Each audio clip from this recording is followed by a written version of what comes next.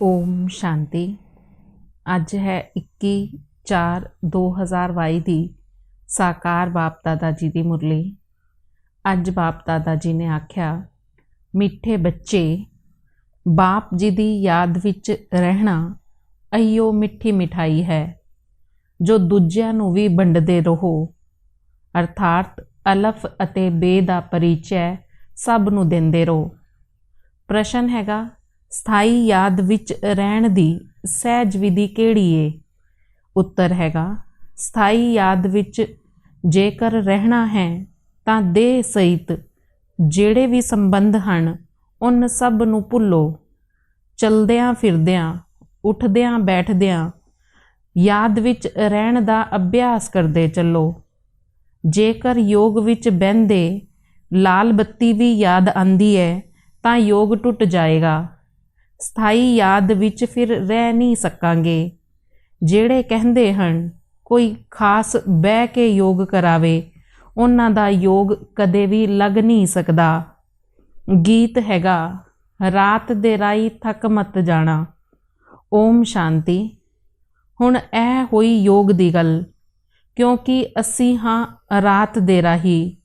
राती आख्या जांदा है कलयुग नूं, दिने कहा जाता है सतयुग नूं। तुसी हुण कलयुगी रूपी रात तो सतयुगी दिन विच जांदे हो, इसलिए रात नूं भुल दिन नूं याद करदे रहो। नरक तो बुद्धि नूं हटा दिओ। बुद्धि आखदी हन बरोबर यह नरक है, होर किसी दी बुद्धि विच यह गल्लां नहीं हुंदियां। बुद्धि है आत्मा विच। आत्मा जदों जान जाती है कि साडा बाबा आया होया है रात तो दिन विच ले जाण दे लई, बाप जी आखदे हन, हे आत्मावां, तुहानू जाना है स्वर्ग विच, परंतु पहले शांति धाम विच जाके फिर स्वर्ग विच आना है। गोया तुसी योगी हो, पहले घर दे पिछे राजधानी नू याद करदे हो। हुण मृत्यु लोक अर्थात रात पूरी होण वाली है। हुण असी जाना है दिन विच। इस नूं ही ईश्वरीय योग आख्या जांदा हन। ईश्वर निराकार सानू योग सिखांदे हन, अथवा असी आत्मावां दी सगाई बाप जी नाल करांदे हन। यह है रूहानी योग, ओह हुंदे हन जिस्मानी। तुसी बच्चियां नूं एक जगह बह योग नहीं लगाना। ਉਹ ਤਾਂ ਮਨੁੱਖ ਜਿਵੇਂ ਖੁਦ ਹੀ ਬਹਿੰਦੇ ਹਨ, ਵੈਸੇ ਸਭ ਦੀ ਬੈਠਕ ਅਲੱਗ ਹੁੰਦੀ ਏ।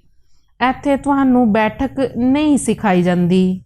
ਹਾਂ, ਸਭਾ ਵਿੱਚ ਕਾਦੇ ਸਿਰ ਤੇ ਬਹਿ ਜਾਂਦਾ ਹੈ, ਬਾਕੀ ਯੋਗ ਵਿੱਚ ਕਿਵੇਂ ਬਹਿਣਾ ਹੈ, ਚਲਦੇ ਫਿਰਦੇ ਸੌਂਦੇ ਵੀ ਲੱਗ ਸਕਦਾ ਹੈ। ਆਰਟਿਸਟ ਯੋਗ ਵਿੱਚ ਰਹਿ ਕੇ ਹੀ ਚਿੱਤਰ ਬਣਾਉਂਦੇ ਸਨ।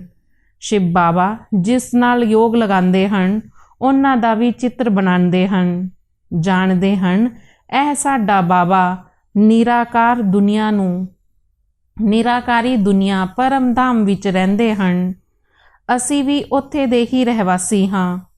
ਅਸੀਂ ਆਤਮਾਵਾਂ ਹੁਣ ਜਾਣ ਲੱਗੀਆਂ ਹਾਂ ਆਪਣੇ ਘਰ।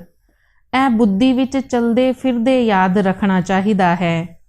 ਐਵੇਂ ਨਹੀਂ ਕਿ ਤਪੱਸਿਆ ਵਿੱਚ ਬਿਠਾਓ, योग कराओ, ऐ कहना भी रोंग है। बुद्धि एवें नहीं कहेगी।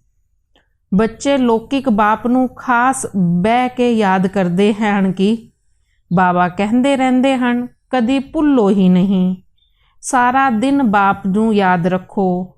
छोटे बच्चे और ही जास्ती याद करते हैं, मुख चलदा ही रहंदा हन। इत्थे तां परलौकिक बाप क्यों भुल जांदा हन? बुद्धि योग क्यों टुट जाता है? मुख तो बाबा बाबा भी कहना नहीं है, क्योंकि तुसी जानते हो बाप जी नूं सानू याद करना है।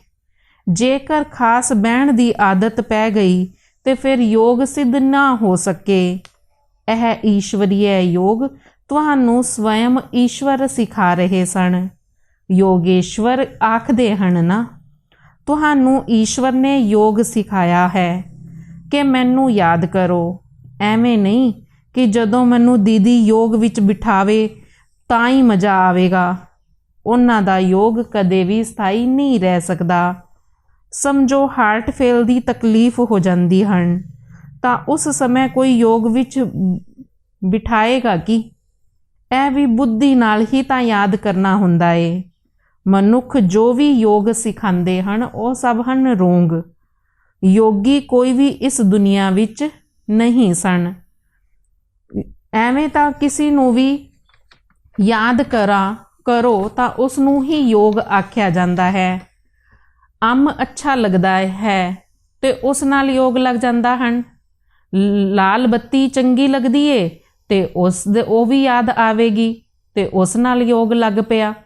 ਪਰੰਤੂ ਇੱਥੇ ਤਾਂ ਦੇਹ ਸਹਿਤ ਦੇਹ ਦੇ ਜਿਹੜੇ ਵੀ ਸੰਬੰਧ ਹਨ ਉਹਨਾਂ ਸਭ ਨੂੰ ਭੁੱਲ ਜਾਣ ਗਿਆ ਹੈ ਔਰ ਇੱਕ ਬਾਪ ਨਾਲ ਹੀ ਯੋਗ ਲਗਾਉਣਾ ਹੈ ਤਾਂ ਹੀ ਤੁਹਾਡਾ ਕਲਿਆਣ ਹੋਵੇਗਾ।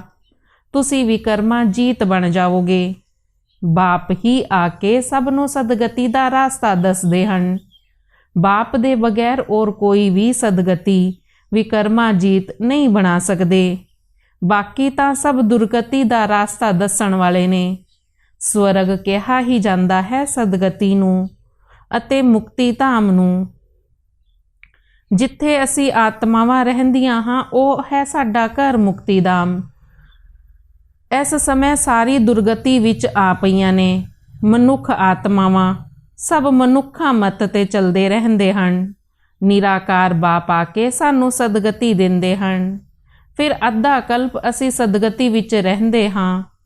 ਉੱਥੇ ਭਗਵਾਨ ਤੋਂ ਮਿਲਣ ਅਥਵਾ ਮੁਕਤੀ ਜੀਵਨ ਮੁਕਤੀ ਪਾਉਣ ਦੇ ਲਈ ਧਰ ਭਟਕਣਾ ਨਹੀਂ ਪੈਂਦਾ। ਇੱਥੇ ਰਾਵਣ ਰਾਜ ਸ਼ੁਰੂ ਹੁੰਦਾ ਹੈ ਤਾਂ ਧਰ ਭਟਕਦੇ ਰਹਿੰਦੇ ਹਨ ਕਿਉਂਕਿ ਅਸੀਂ ਗਿਰਨ ਲੱਗ ਪੈਂਦੇ ਹਾਂ। ਭਗਤੀ ਵੀ ਸ਼ੁਰੂ ਹੋਣ ਲੱਗ ਪੈਂਦੀ ਏ। ਤੁਸੀਂ ਜਾਣਦੇ ਹੋ ਅਸੀਂ ਹੁਣ ਇਹ ਸਰੀਰ ਨੂੰ ਛੱਡ ਸ਼ਿਵਾਲਿਆ ਵਿੱਚ ਜਾਵਾਂਗੇ। ਸਤਯੁਗ ਹੈ ਬੇਹੱਦ ਦਾ ਸ਼ਿਵਾਲਿਆ, ਇਸ ਸਮੇਂ ਹੈ ਵੈਸ਼ਾਲਿਆ। ਇਹ ਗੱਲਾਂ ਸਦਾ ਯਾਦ ਰੱਖਣੀਆਂ ਚਾਹੀਦੀਆਂ ਨੇ। ਸ਼ਿਵ ਬਾਬਾ ਨੂੰ ਯਾਦ ਨਹੀਂ ਕਰਾਂਗੇ ਤਾਂ ਉਹ ਯੋਗੀ ਨਹੀਂ ਭੋਗੀ ਠਹਿਰੇ। ਤੁਸੀਂ ਕਿਸ ਨੂੰ ਸੁਣਨ ਦੇ ਲਈ ਕਹਿੰਦੇ ਹੋ ਤਾਂ ਕਹਿੰਦੇ ਹਨ ਅਸੀਂ 2 ਵਚਨ ਸੁਣਾਂਗੇ।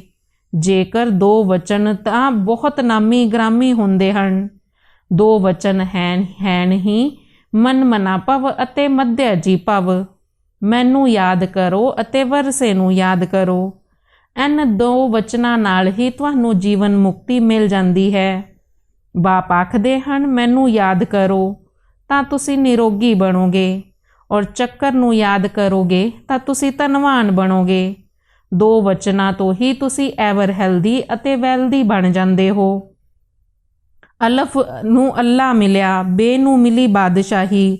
ਬਾਬਾ ਨੇ ਇਸ ਤੇ ਵੀ ਇੱਕ ਗੀਤ ਬਣਾਇਆ ਹੋਇਆ ਹੈ। ਉसी समय बुद्धि विच आया कि असा तां विष्णु चतुर्भुज बनना है। असी इस धन दा की करांगे। बस बाबा ने बुद्धि दा ताला खोल दिता। बाबा ने फिर सारा धन दे दिता, सारा ईश्वरीय सेवा विच लगा दिता। फिर की बाबा भुखा मरिया। बाबा दे कोल तां जो भी आंदे हन उन्हां दी बड़ी चंगी पालना करदे हन। घर तो भी भुखे मरदे होणगे। ਇੱਥੇ ਤਾਂ ਸਭ ਕੁਝ ਮਿਲਦਾ ਹੈ। ਇੱਥੇ ਜਿਹੜੇ ਸ਼੍ਰੀਮਤ ਤੇ ਚੱਲਦੇ ਹਨ ਉਹਨਾਂ ਨੂੰ ਬਾਬਾ ਦੀ ਚੰਗੀ ਮਦਦ ਮਿਲਦੀ ਹੈ। ਬਾਬਾ ਆਖਦੇ ਹਨ ਸਭ ਨੂੰ ਰਾਸਤਾ ਦੱਸਦੇ ਰਹੋ, ਬੇਹੱਦ ਦੇ ਬਾਪ ਨੂੰ ਯਾਦ ਕਰਦੇ ਰਹੋ ਔਰ ਚੱਕਰ ਦੀ ਨੌਲੇਜ ਨੂੰ ਯਾਦ ਕਰੋਗੇ ਤੇ ਤੁਹਾਡਾ ਬੇੜਾ ਪਾਰ ਹੋ ਜਾਵੇਗਾ।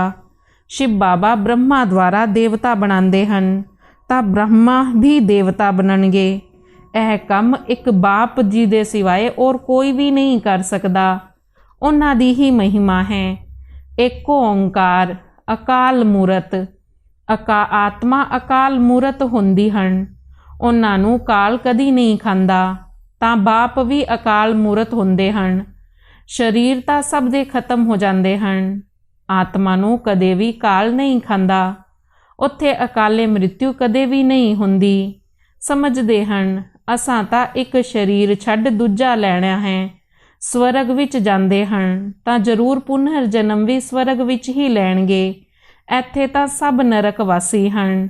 ਕਹਿੰਦੇ ਹਨ ਫਲਾਣਾ ਸਵਰਗ ਪਧਾਰਾ ਤਾਂ ਜ਼ਰੂਰ ਪਹਿਲੇ ਨਰਕ ਵਿੱਚ ਸੀ। ਇੰਨੀ ਸਹਿਜ ਗੱਲਾਂ ਵੀ ਸਮਝਦੇ ਨਹੀਂ ਹਨ।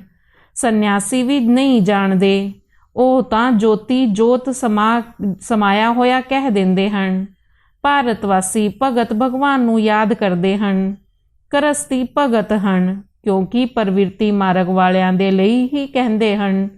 ਉਹ ਤੱਤਵ ਗਿਆਨੀ ਹਨ, ਸਮਝਦੇ ਹਨ ਅਸੀਂ ਤਾਂ ਤੱਤਵ ਨਾਲ ਯੋਗ ਲਗਾ ਕੇ ਉਸ ਵਿੱਚ ਹੀ ਲੀਨ ਹੋ ਜਾਵਾਂਗੇ। ਉੱਥੇ ਤਾਂ ਆਤਮਾ ਨੂੰ ਵੀ ਵਿਨਾਸ਼ੀ ਮੰਨਦੇ ਹਨ। ਸਤ ਕਦੇ ਵੀ ਬੋਲ ਨਹੀਂ ਸਕਦੇ। ਸਤ ਤਾਂ ਇੱਕ ਪਰਮਾਤਮਾ ਹੀ ਹੈ।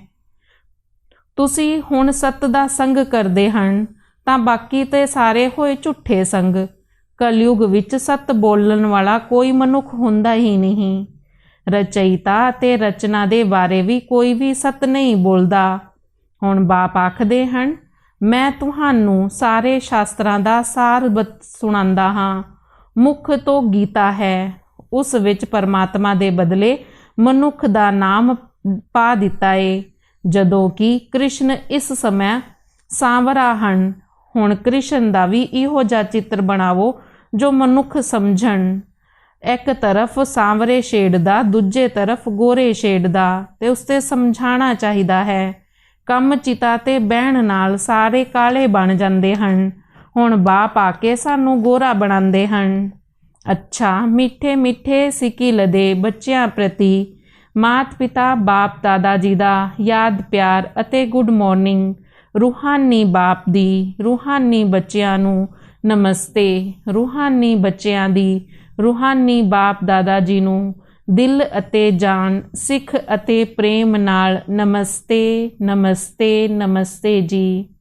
ਧਾਰਨਾ ਦੇ ਲਈ ਮੁੱਖ ਸਾਰ ਹੈ, ਆਪਣਾ ਸਭ ਕੁਝ ਅਲਫ ਦੇ ਹਵਾਲੇ ਕਰ ਬੇਬਾਦਸ਼ਾਹੀ ਲੈਣੀ ਹਨ।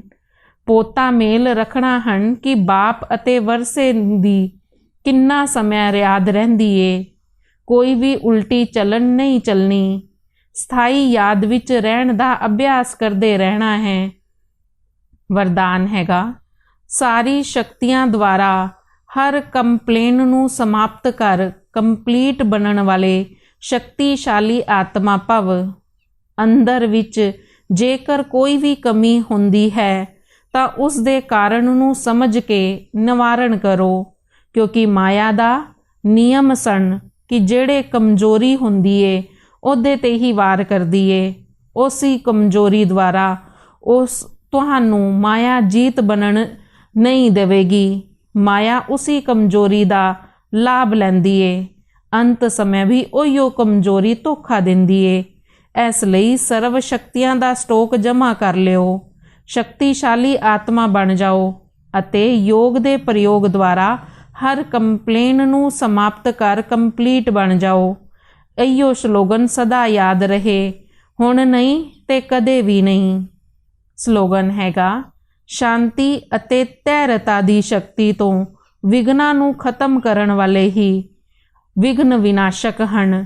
ਸ਼ਾਂਤੀ ਅਤੇ ਧੈਰਯਤਾ ਦੀ ਸ਼ਕਤੀ ਤੋਂ ਵਿਘਨਾਂ ਨੂੰ ਖਤਮ ਕਰਨ ਵਾਲੇ ਹੀ ਵਿਘਨ ਵਿਨਾਸ਼ਕ ਹਨ। ਓਮ ਸ਼ਾਂਤੀ।